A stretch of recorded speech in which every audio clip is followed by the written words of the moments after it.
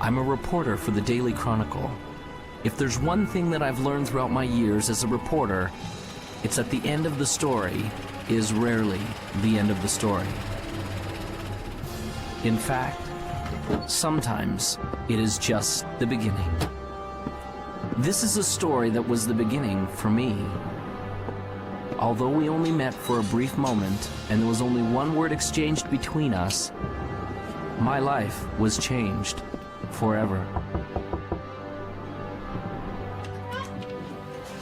Hello, I'm the reporter from the Chronicle. Come in. Thank you. The interview was with Vincenzo Vivaldi, the world's foremost violinist and composer. I admit I didn't know much about him, but I had my questions at the ready. How did he become such a success? How did he create such a legacy? And what inspired him to learn the violin?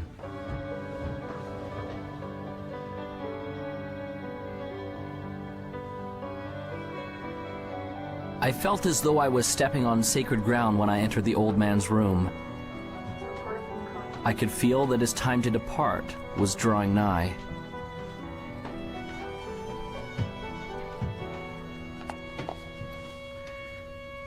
Thank you for seeing me, Mr. Vivaldi. For our readers, what would be the one key factor in achieving all of your great and grand accomplishments?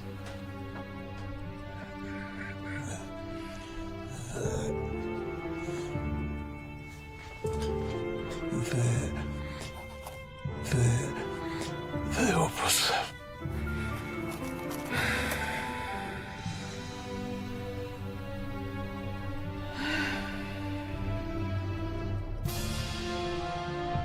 Those were the last words he ever spoke.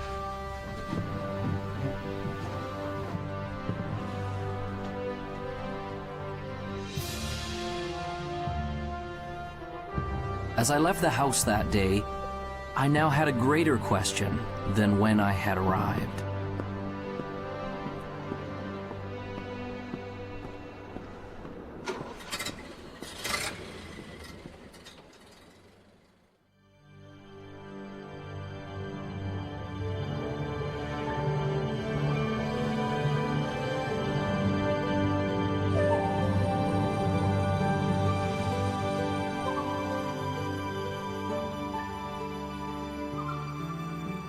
The Opus is a composer's greatest work, and the Opus is about us becoming the most amazing, magnificent, extraordinary human beings that we were meant to be. You and I are here to do magnificent and magnanimous things. You're here to create, and you're here to contribute, and you're here to connect at a high velocity. Everybody deep inside has a dream and a vision and a calling and an inspiration that they're here to do. Anyone can do this, and it almost sounds cliche. Everybody says, oh, you can be whatever you want to be, you just got to have the dream. And all of that's true. Unfortunately, it has become cliche and people have stopped listening to it. The best way for you to predict your future is to invent it. It's up to you.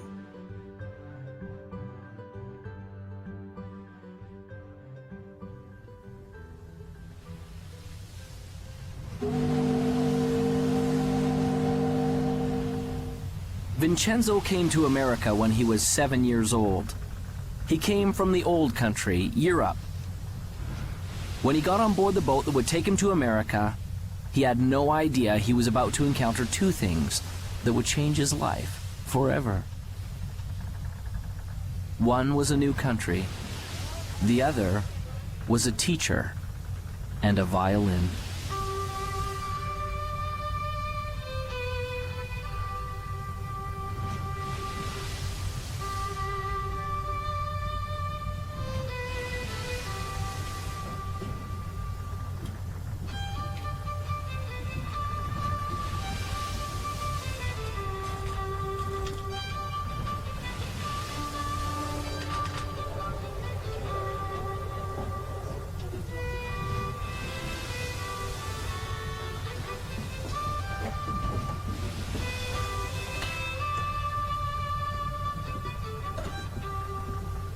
As the boy listened, He was captivated, and in his heart he knew that one day he would play this song.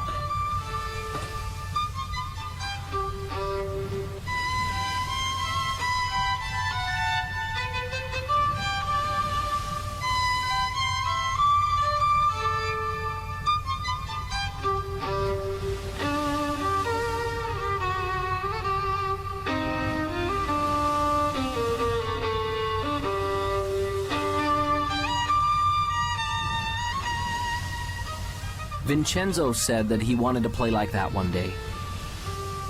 Do you really believe that? Do you really believe you can? The old man asked. The young boy replied, yes. That is the key to unlocking your opus.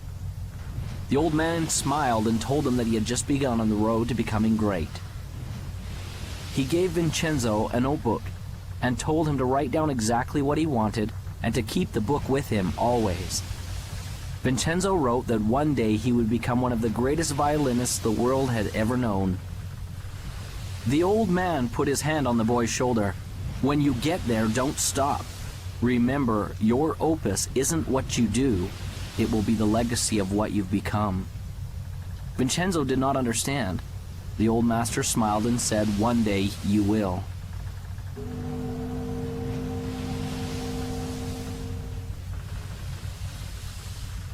As Vincenzo left the old man, he was grateful, for he had been given a great gift. And although he would never know the man's name, the man had changed his life forever.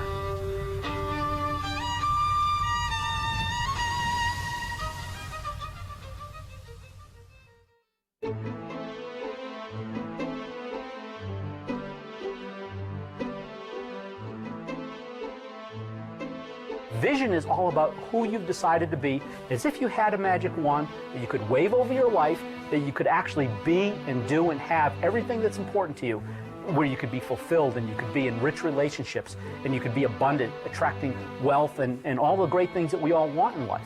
You know, you can start your, if you will, your path at a very early age or start it much later in life. I don't think it really matters when you start.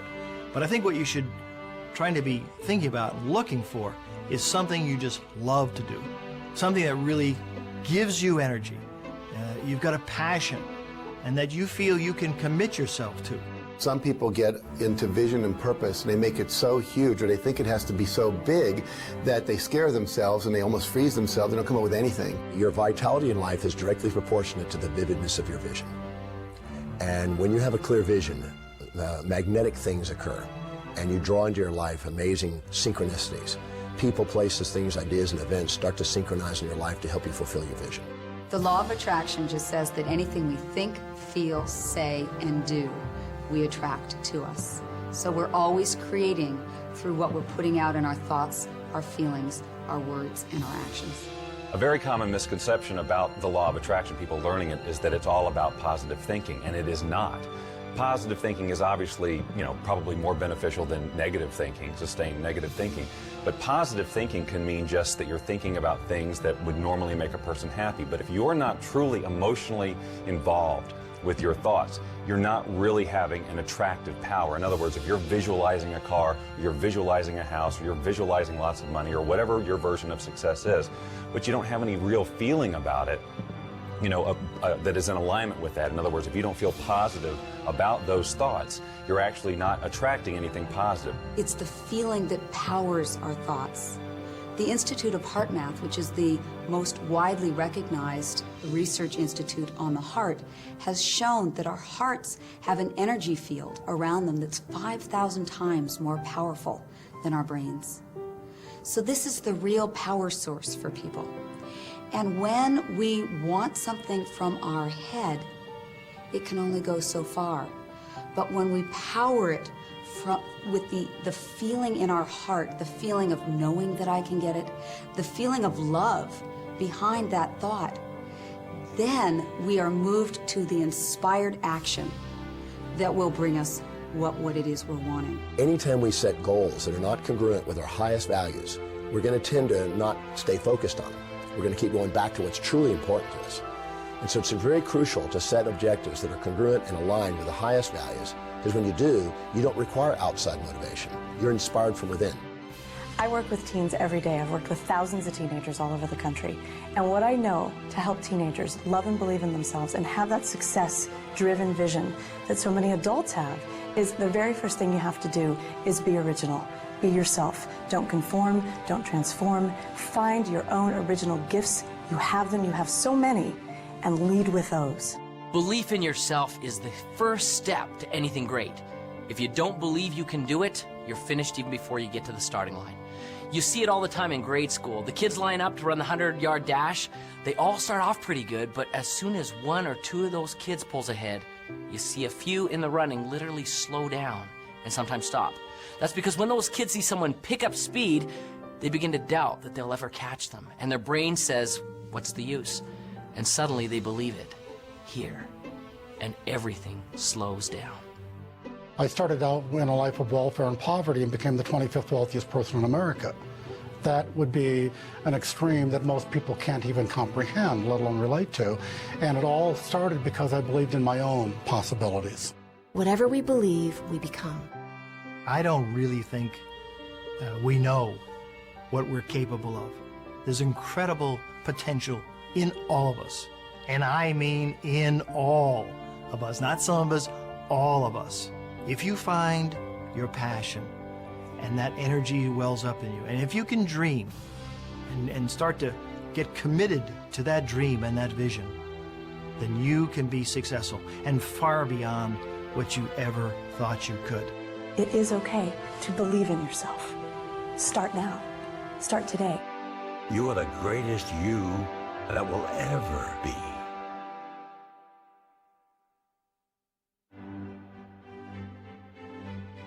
Vincenzo had set a goal. He began to see it powerfully and perfectly. It became real.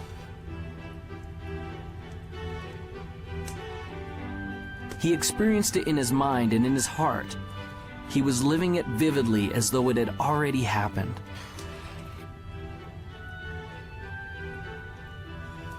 This gave him the momentum to begin.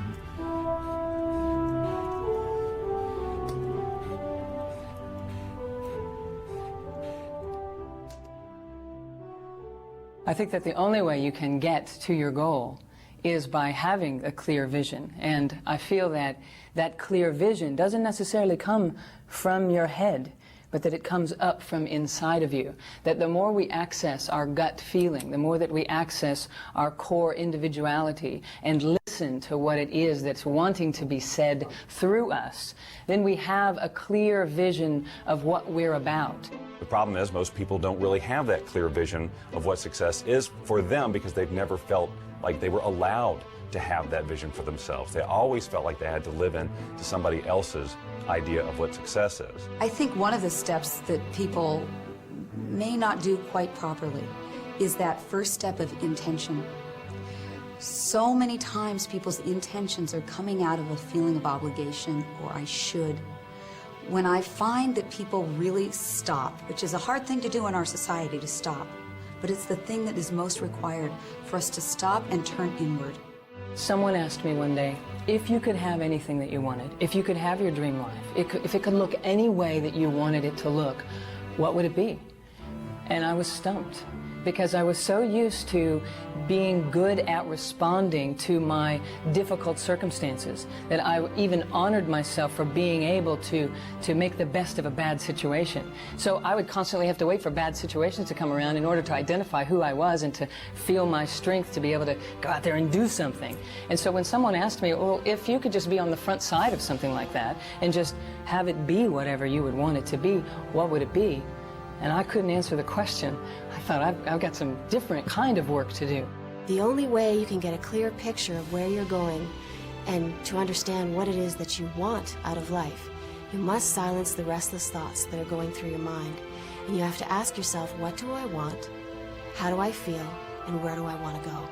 In the 1960s, President Kennedy suggested that NASA was going to put a man on the moon by the end of the decade.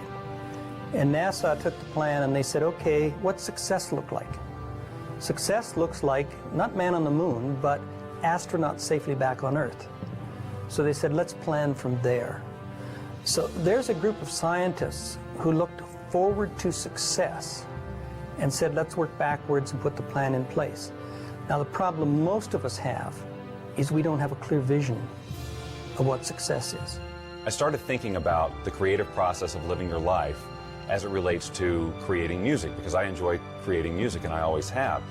And it comes back, and I saw the parallel so clearly between how the process is the same. When I sit down to write a piece of music, it's generally born out of some inspiration. You know, I don't work under the rules that you have to write this type of piece of music, it's got to be 30 seconds and it's got to be this beats per minute. You know, I have full, because I do it for fun, you know, I have full creative control, so I work from inspiration, just as we should work from inspiration in our lives.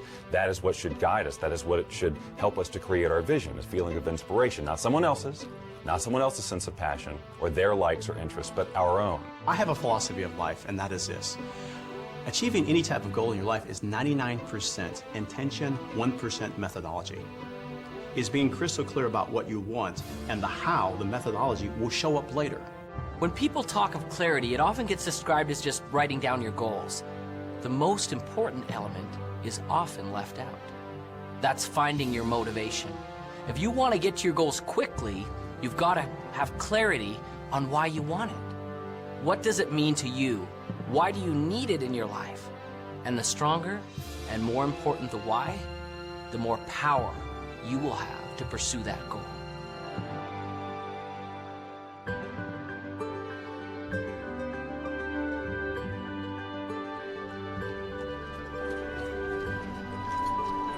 Finally, the opportunity came for Vincenzo to have his violin.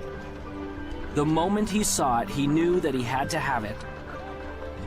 A loving mother felt the same way.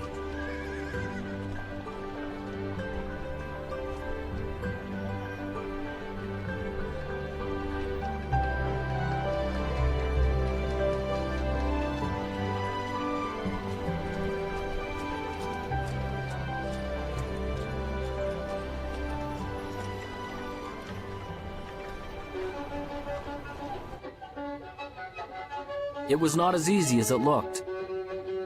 But Vincenzo had made a decision and a commitment that he would learn to master this instrument no matter what.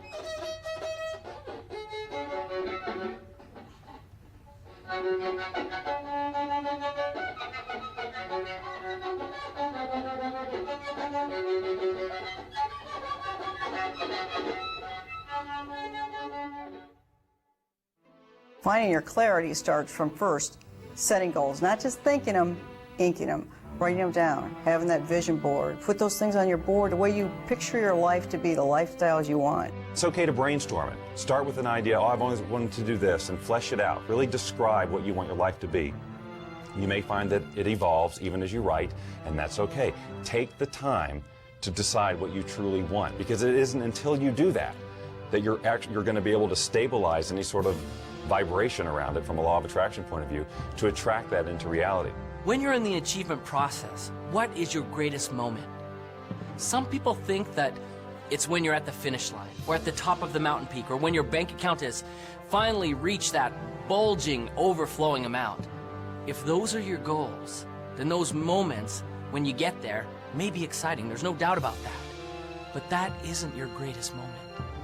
Your greatest moment can be measured by three things that make it great. What moment will have the longest effect on your future life? What moment will carry the greatest future consequences? And which moment will have the farthest reaching impact on you and those around you? Your greatest moment, therefore, becomes the moment that you decide. Decision changes everything.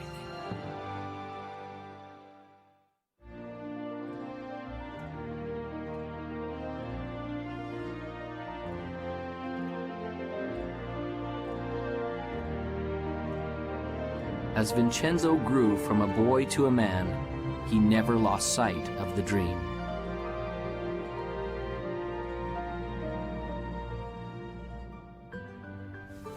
Vincenzo worked and saved his money to pay for lessons for his violin.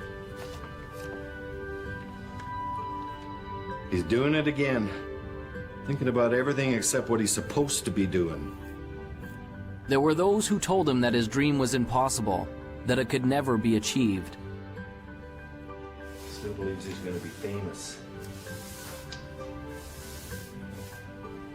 Ladies and gentlemen, the famous, one and only, time-wasting, daydreaming, broom pusher.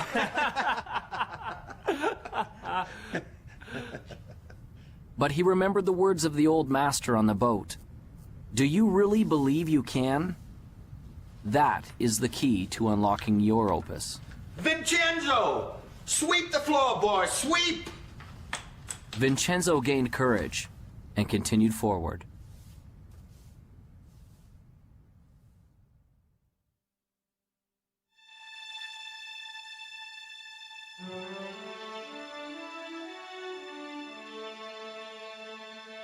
How do I get started? You just get started.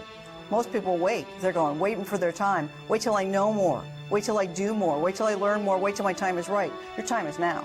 So just get started. You can't sit on the couch and eat potato chips and expect things to happen. You visualize and you materialize, yes, but you must act. A mediocre plan today is far better than a perfect plan tomorrow, because tomorrow never comes. We all know that New Year's resolutions last 30 days or 3 weeks or 3 days or for some people 3 hours. And that's a result of this great commitment. And what I want people to do is to step back and, interestingly enough, to essentially dial it down. Focus on what you can do, not what you could do. If you can't get the big picture, start with the small stuff. A decision isn't something you take lightly. It isn't a wish or simply saying, I'd like to. There will be no power in it until you say with clarity, I will do it, and attach that commitment to some action. What will you do to get things started? I'm a big believer in planning, partly because my first career was in the television industry. And if you don't plan a program, you're asking for a disaster.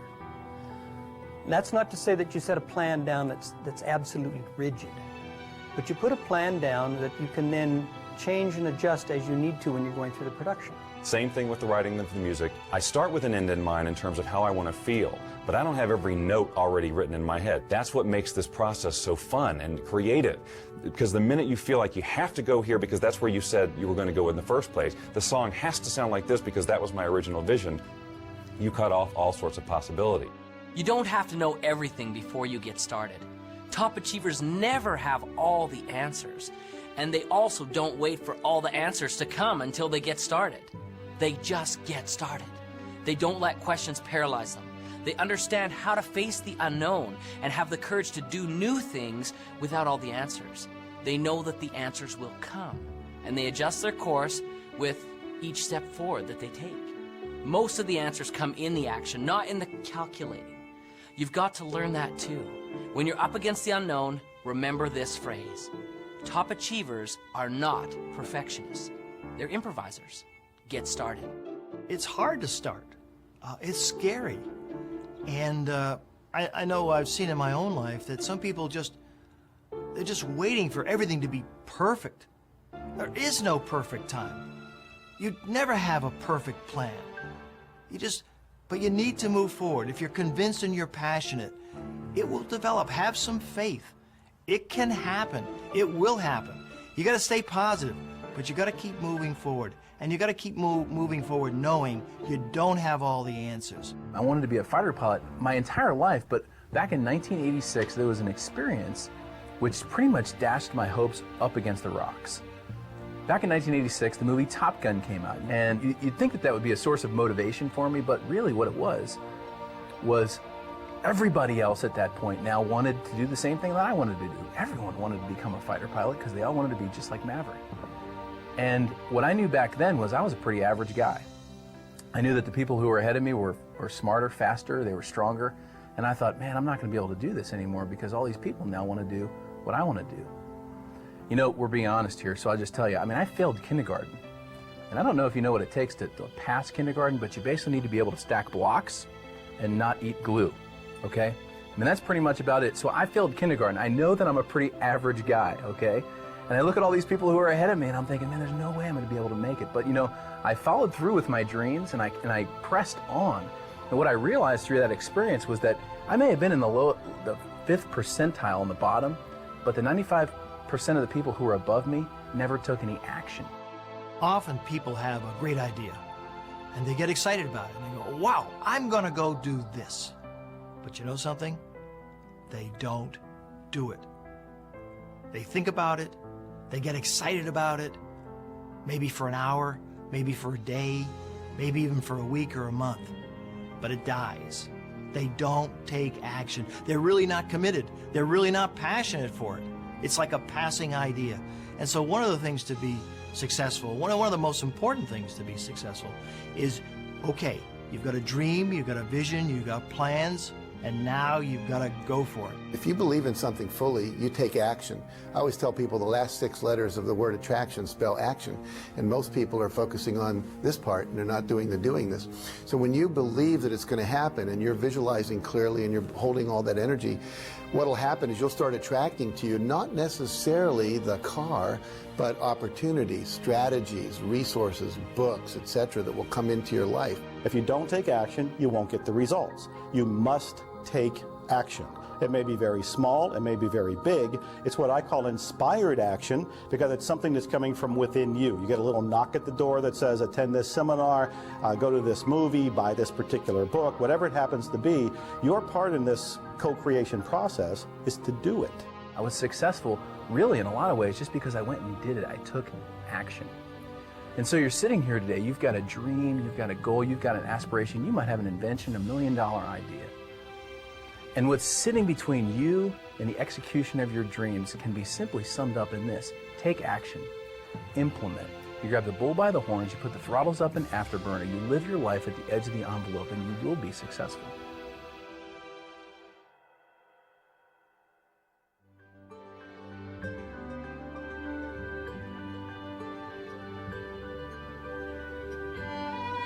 Vincenzo continued seeking additional understanding and education wherever he could, surrounding himself with other masters who could help him find his gift and develop his passion. This required effort and work.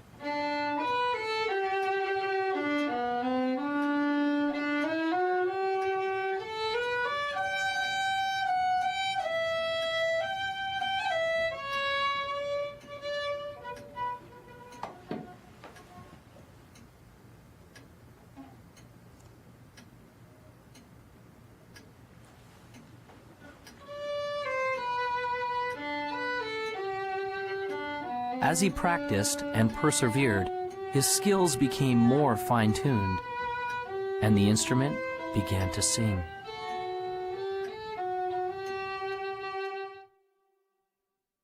Whatever you want to do, whether you're an athlete, whether you're in business, whether you're a pilot, if you want to be successful, there are heroes, there are masters, there are people who have been successful before you who will be willing to teach you how to get where you want to be. You don't need to fly solo in this life.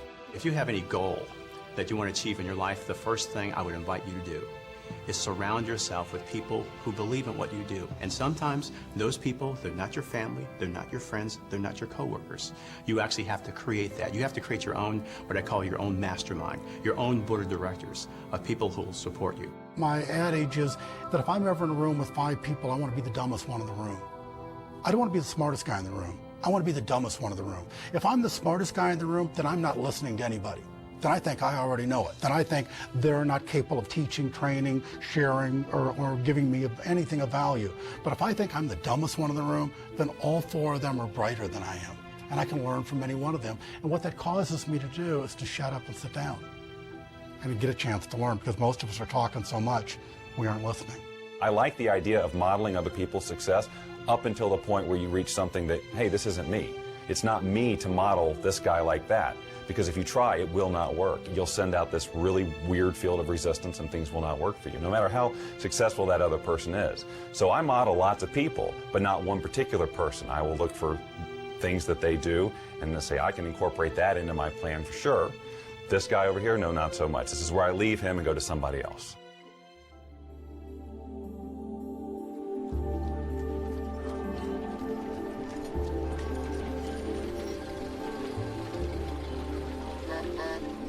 Whenever there is greatness, there is also adversity.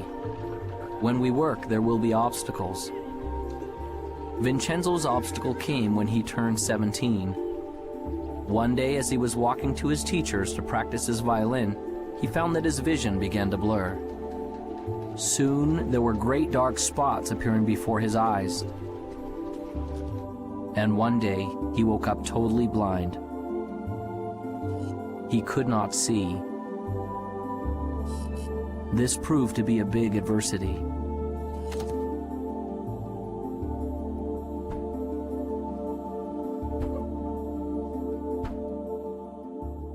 On March 10, 1981, I thought I had the world by the tail.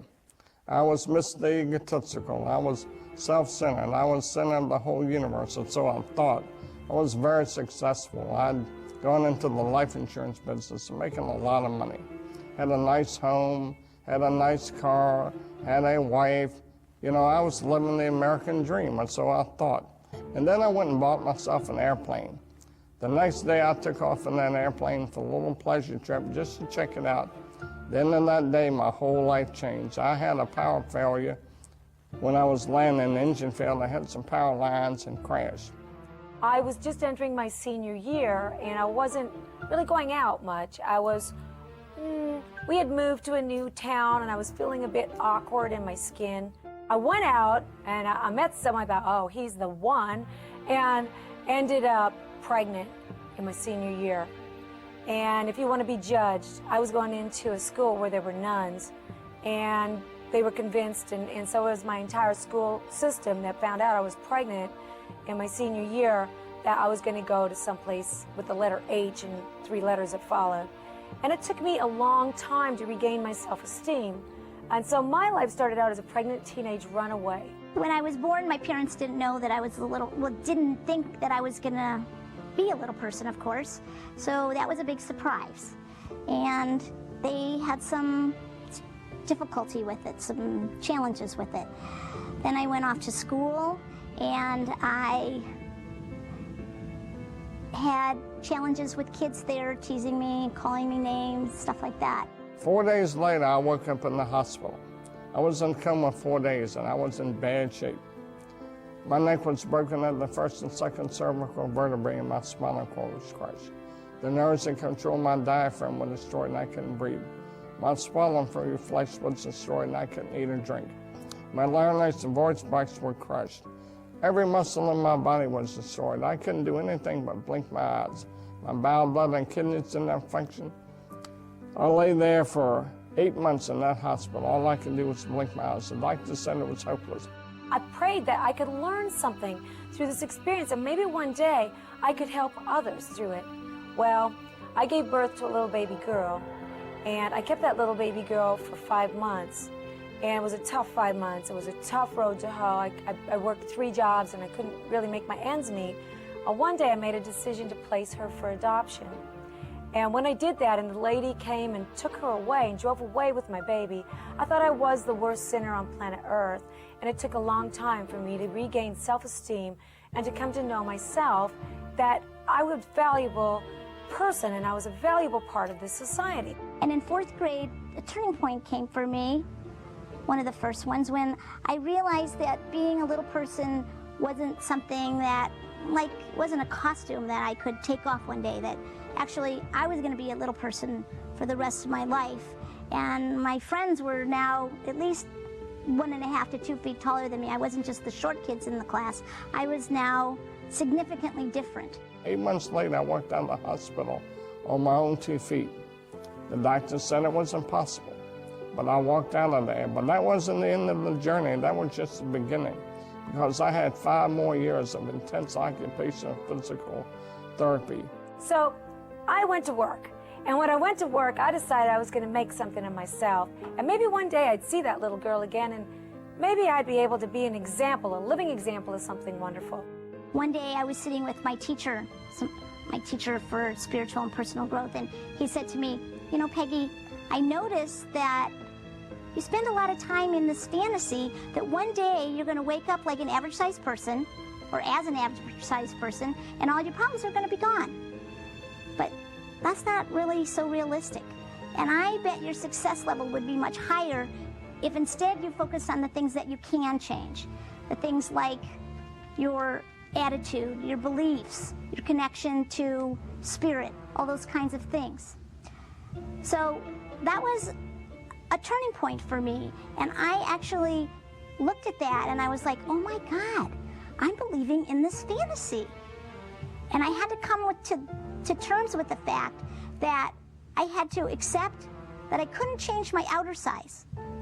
But I saw that I could change my inner size. See, it didn't matter what the doctors thought. It didn't matter what the medical profession thought. It didn't matter what other people thought or believed. What really mattered was what I believed. See, a lot of people think, well, I can't do this, I can't do that, because everybody tells them they can't do that. And I tell them it doesn't matter what other people tell them, it matters what they think. Well, last year on Mother's Day, now we're talking 27 years after that day when that lady drove away with that baby, I got a call from guess who? My little daughter, Jackie. And she said on the telephone, could I call you Mom? That was huge. That was huge for me. And I don't care what happened to you in your life. If someone told you you're a sinner and you're so down and out that you think you're nothing and you're a nobody, you're somebody. You find it within yourself and you get up. Pull yourself up by your bootstraps. You get out there and do good works. Jackie and I have become real good friends today. And I thank God she's a valuable part of this life. You know, I barely finished high school. Today I sat on the Harvard Women's Leadership Board. Were the times I was down, were the times that maybe the vision started to fade a little bit, you know, I'd be dishonest if I said they weren't. Of course there were times. But I didn't stay focused on that very long. See, it's okay to let yourself get down, but it's not okay to stay down. I have gone from the depths of darkness to the height of amazing, amazing joy and even ecstasy. I always say that I used to cry every day out of sadness. Now, I cry most days out of joy.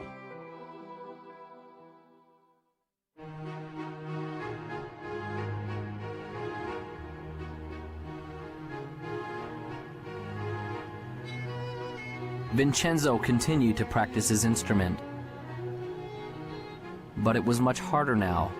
The music didn't come as easily.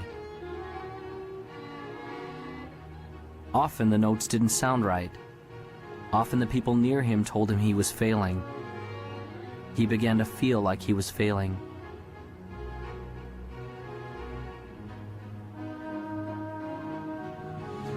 I can't.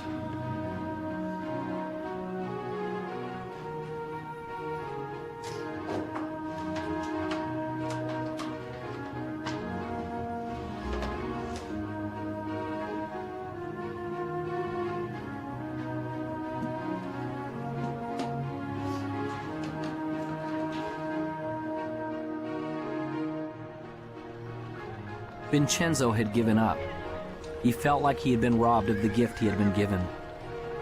His heart ached as he approached the entrance to the merchant's store.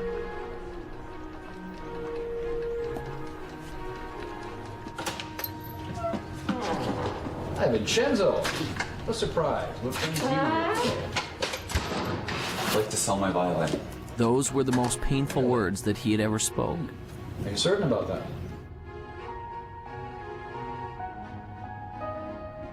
Well, let's have a look, shall we?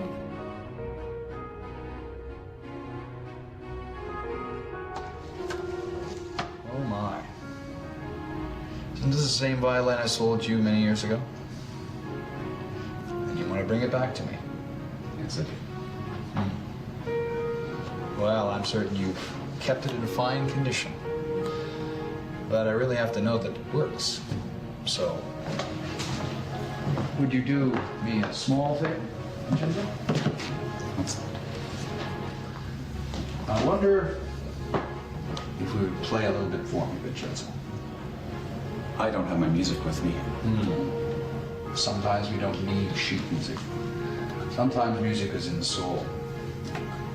So, just once for me. Reluctantly, Vincenzo took the violin and, placing it properly in position under his chin, he began to play.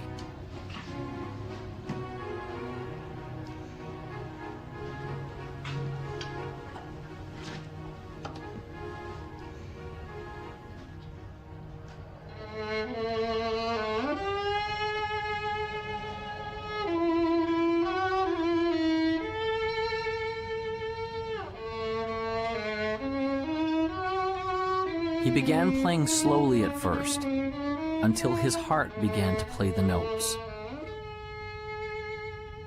As he did, something magical began to happen. He began to feel the power of the music once again.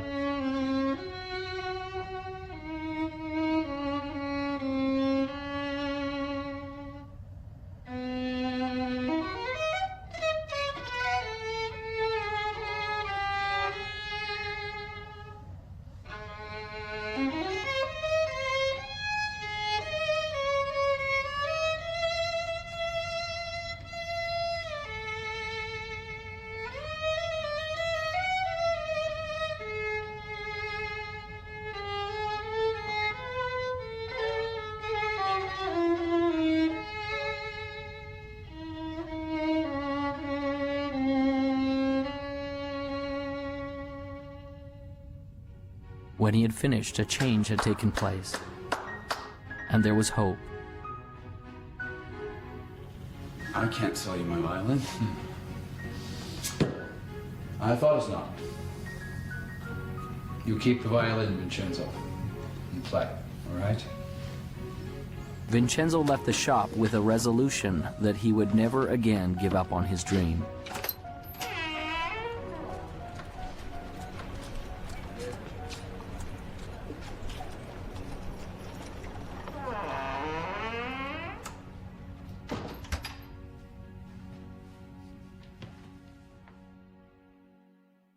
Everybody experiences failure, and if you haven't, it's just because you haven't done anything new. Because everything new requires failure. It's just a fact. In education, there's a term designated for new learners. It's called the J-curve, a J. When we start, we may begin here. As we begin to implement the new experience or information in our life, we initially struggle, or perhaps even fail. But as we learn the lessons from our failure and are persistent, we become competent and very successful with our new lessons or experience. And as we get competent, things go up dramatically.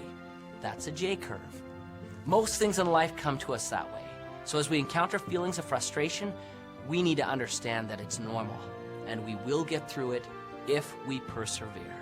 There was a software executive who made a huge error, costing the company millions of dollars, and this is a true story. Millions of dollars at this one mistake or one failure he had made. So he went in, he was called in to see the chairman and the CEO, and of course he brought his resignation letter, and he handed it to the chairman, and the chairman said, what are you doing? We just spent millions of dollars educating you. You can't leave us now. Now, not every employer is going to be that compassionate, but the universe is.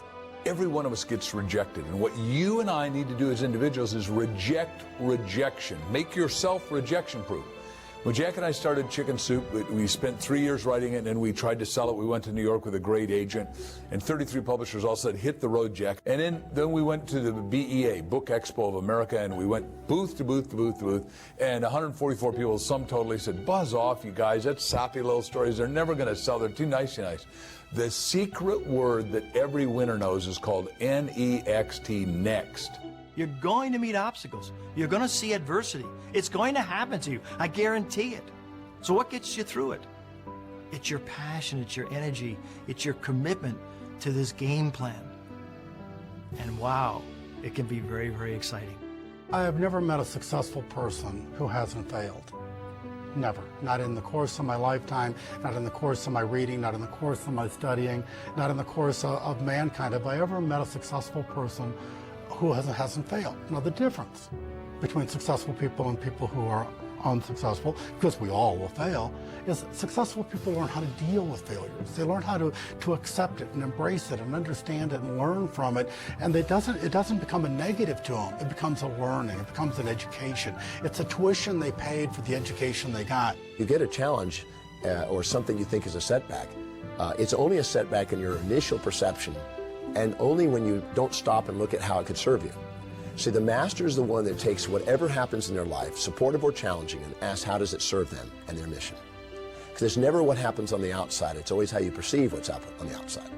So if you can take a challenge and you say, okay, so how am I going to use this to my greatest advantage, and what are the benefits that I'm going to get from this, and how is it going to help me fulfill my highest values, and how is it going to actually give me a step forward? If you ask that question and answer that question, it's not an obstacle. An obstacle is only when you've chosen to see only the drawbacks without the opportunities. Some people are so worried about failing, they don't start. And so one of my friends says, you don't have to get it perfect, just get it started. And then in the process of doing it, you will learn. What is failure? That's easy. It's not trying. It's not getting in the game. It is thinking about it and not doing. You know, you cannot fail if you try, if you get into the game. You know, I like to use the analogy of a missile. When I shoot a missile off of my airplane, all missiles initially, they just come off straight. And any engineer will tell you that a missile actually requires mistakes. It actually requires errors in order to become successful at hitting its target. And so as a missile comes off the airplane, if you've got a plane that's going in this direction, the missile comes off and it sees that the airplane that you're trying to shoot at is going this way. It sees that it needs to correct that way, and it makes a correction. Then it makes a smaller correction. Then it makes a smaller correction, and next thing you know, it hits the target. The same is true with us. You know, we've all got dreams. We all have a target, and we all have goals. A failure-minded person goes down the road towards their goals. They hit that first obstacle, and they go, I'm a failure. I always fail. And they turn around and they give up their dreams. A success-minded person hits that first obstacle, and they go, you know what, I'm going to be successful, and they make a correction just like that missile. They hit the next obstacle, and they make a little bit other correction, just like that missile. And next thing you know, they find that they've zigzagged their way to their target, to success. When I was learning to walk, my parents didn't say, oh, Jack failed after 7 tries, let's give up. They said, just, you know, keep coming, boy. However long it takes, you're going to make it. And for me, I've read so many stories about, you know, Thomas Edison, who had 10,000 experiments to invent a light bulb. And when someone said, you failed 10,000 times, he says, no, I never failed once. He said, I invented the light bulb. It just happened to be a 10,000-step process. You're going to have some setbacks in life, some challenges, some difficulties. And those are the days which really test what happens. Maya Angelou says it like this: if there's something in your life you don't like, change it. But if you cannot change it, change your attitude.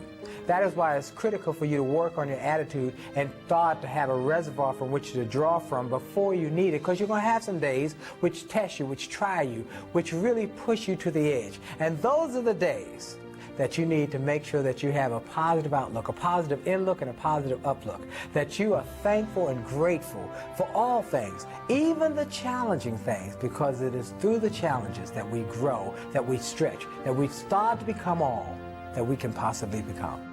In our society, so often we focus on problems and obstacles and challenges and failures, and those kind of things paralyze us.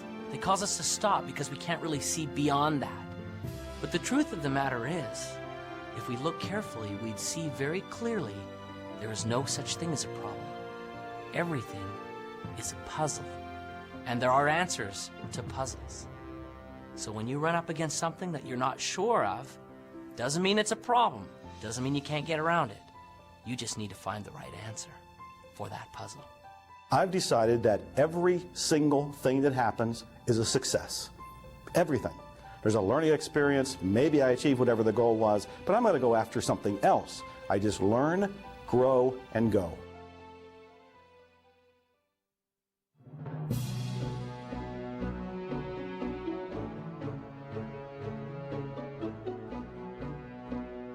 Once you reach a goal, whatever that is, or achieve a vision, and it may have evolved, and it may be very different than when you first set out, you are basking only momentarily in that sense of accomplishment. You can enjoy it. Doesn't have to be a letdown, but what you'll find is that you've naturally expanded who you are, who you can be, and you'll have another vision that's even bigger. If you want to have like success become an ongoing habit, you know, here I am at the top of my game, 100 million books sold and so forth, For me, it was never about selling books. It was always about making a difference. You can't stop making a difference. You know, making a difference is something that continues forever. It's the little things that you do on a daily basis that get that momentum ball turning. And all of a sudden, after a while, you have so much momentum behind you, you couldn't stop it if you tried. You can have addictions that are actually good for you, that are actually taking you forward in life, that are actually keeping you healthy and happy, and success is one of those. When you start tasting success, you want more of it. Aristotle said, excellence is not an act, it's a habit. So you get in the habit of excellence, and then you can go as high and dimensional and multi-passionately purposeful as you want, which is, you don't want to just do one thing, you want to do a multiplicity of things, because when the game called life is over, you look back on life, the only thing you can take with you is your memories.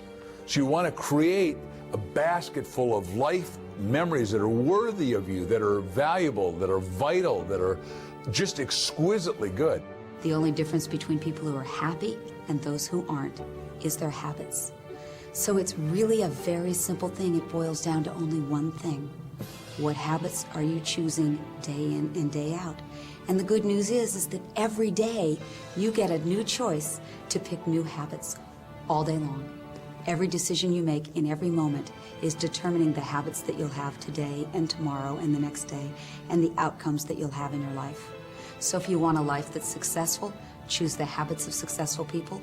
If you want a life that's happy, choose the habits of happy people.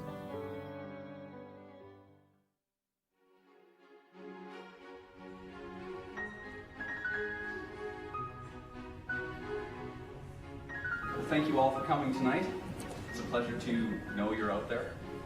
I'm going to be playing a piece. Slowly, Vincenzo was offered opportunities to perform his music at local venues.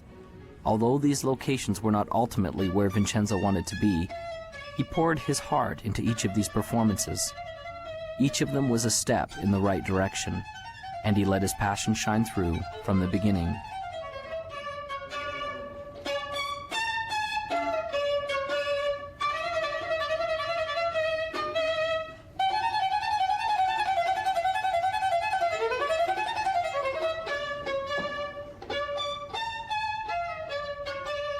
As can be expected, this wasn't always easy. There were times he was afraid, but as he faced each challenge and each frightening moment, he seemed to build momentum and increase in his greatness.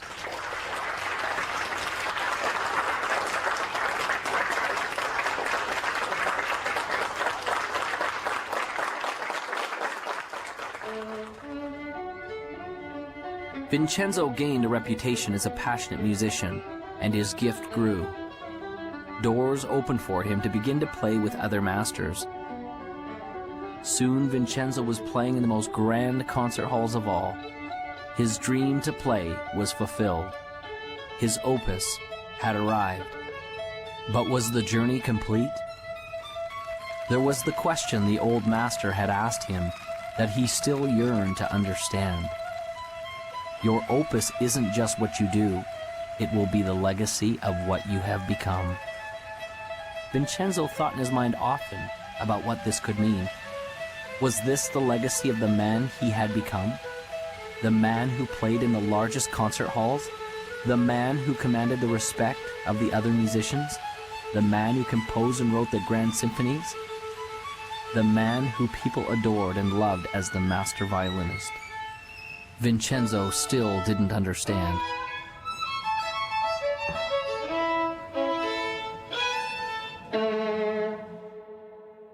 I think we have in our own DNA, sort of this need, if you will, of assisting others and helping them move forward towards their own goals or vision. And some of the greatest rewards in my life have been watching the success of others that I have been associated with. Henry James said that nothing of the senses will ever satisfy the soul. The only thing that satisfies the soul is gratitude and love. And when you have gratitude and love, whatever you're grateful for, whatever you love, you get more to be grateful for and you get to have more love. And so the second you achieve something, you're automatically yearning inside and called inside to ever greater achievements. We're all here for what purpose? We're here to give, we're here to interact, we're here to create, we're here to love and to support. And those are all giving things. Most of the successful people that I know have a basic fundamental philosophical foundation that says giving back is the key to success. A friend of mine asked me recently, he said, what's the purpose of the universe? Now, no one had ever asked me that. You know, life purpose, corporate purpose, all that. What's the purpose of the universe? And I went back to my physics and I thought, well, what is the universe doing? It's expanding. Ever since the Big Bang, it's expanding. I said, well, is it to expand? And he said, absolutely. And he said, anything you do that helps people, corporations, countries expand, you're in alignment with the universe. And when you're in alignment with the universe, the universe will support you. It'll give you the resources you need. Anytime you cause contraction, you cause conflict, then you're against what the universe is about. When we feel expanded, it's the universe's message of saying we're on course. When we feel contracted, it's the universe's message saying that we're off course. So as we're moving along, we always move towards that which is making us feel expanded. Service, there is no higher purpose. It's all about giving back. When you focus on giving, you receive, and that's how the law of attraction works.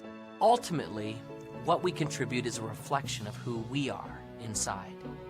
And the more we contribute back to the world around us, makes us more inside. Think of your happiest moments. Got it? I'm confident that it will have very little to do with accumulating wealth, and it certainly wasn't a moment where you were alone in your room watching TV. I'd be willing to bet that it was a moment where you did something for someone that they could not do for themselves, or when you helped someone realize a dream, or you shared a little of you, the real you. And in the end, isn't that what life is all about? It's never about what you had. It's about what you did and the difference you made while you were here.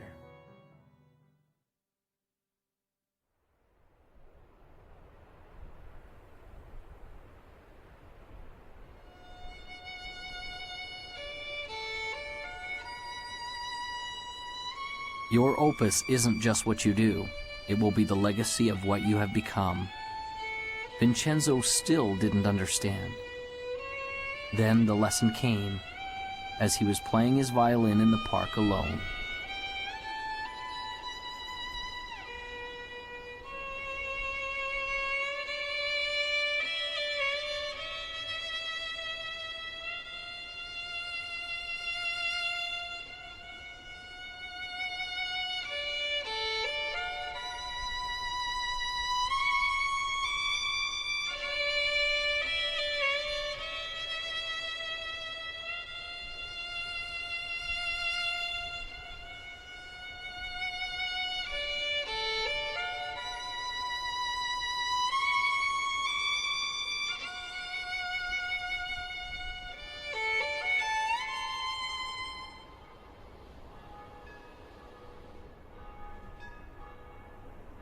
And so Vincenzo passed along the message that had changed his life.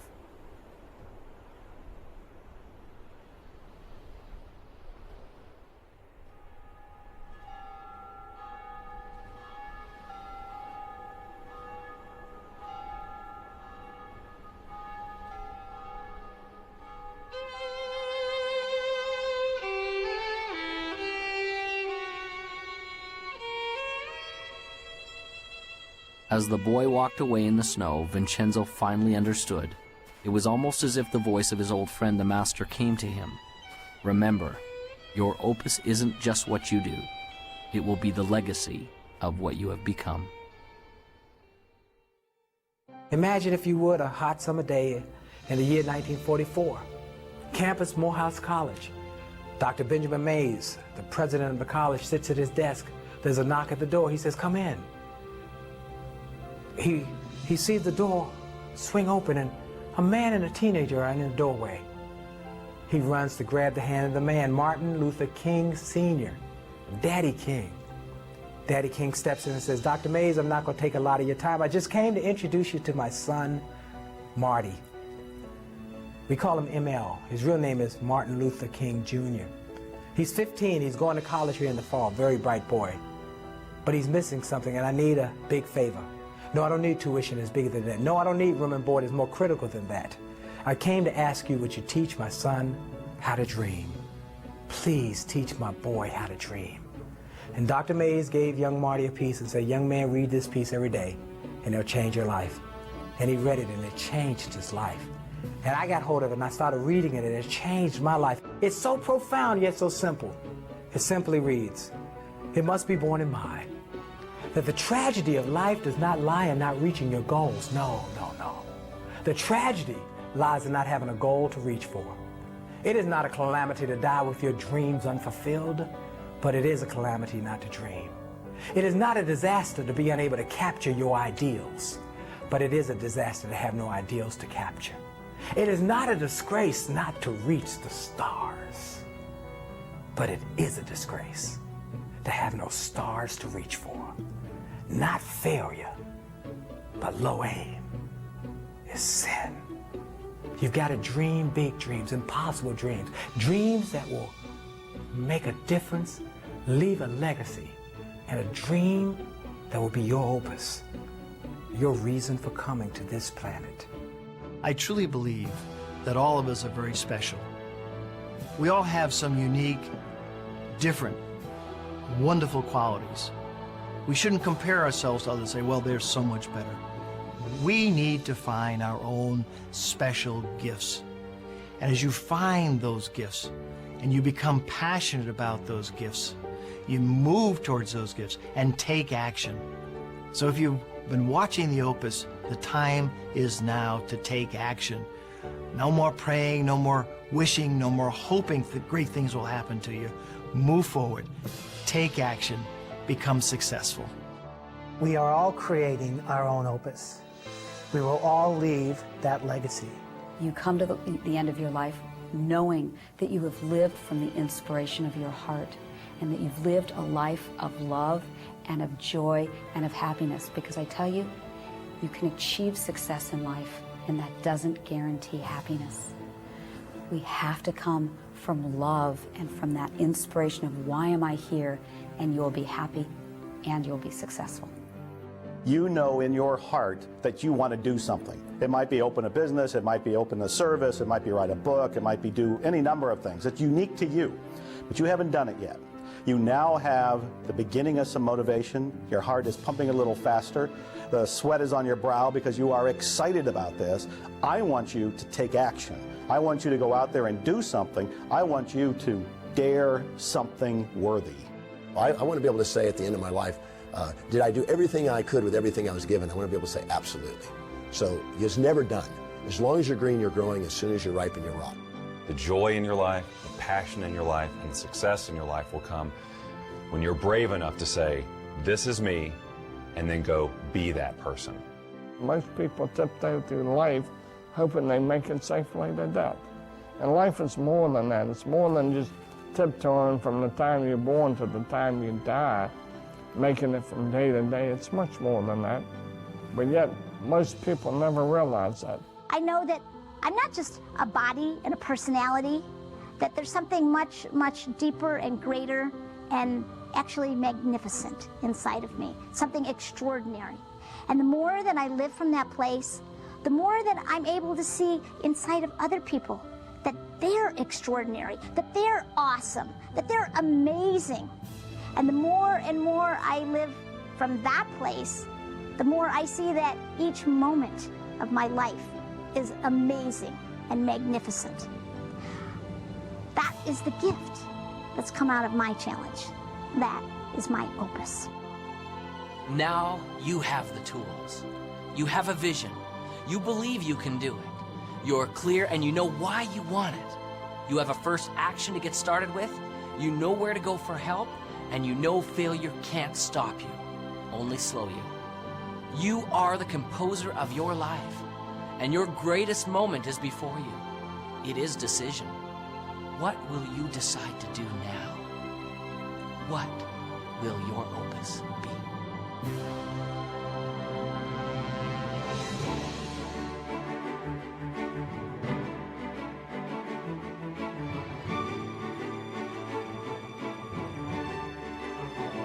Your opus isn't just what you do.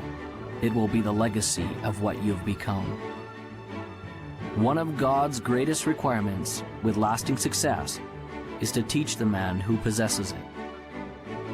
to teach him about himself, and to allow him to contribute what he has been blessed with back to the world. Vincenzo's music was a great gift to all who heard it. But the true gift was in the legacy that he created in another. This was truly his opus.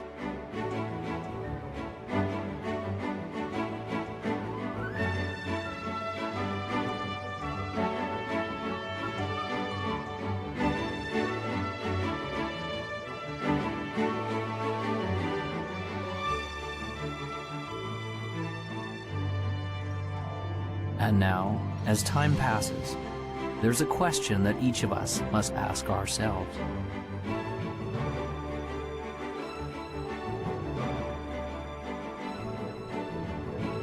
What will your opus be?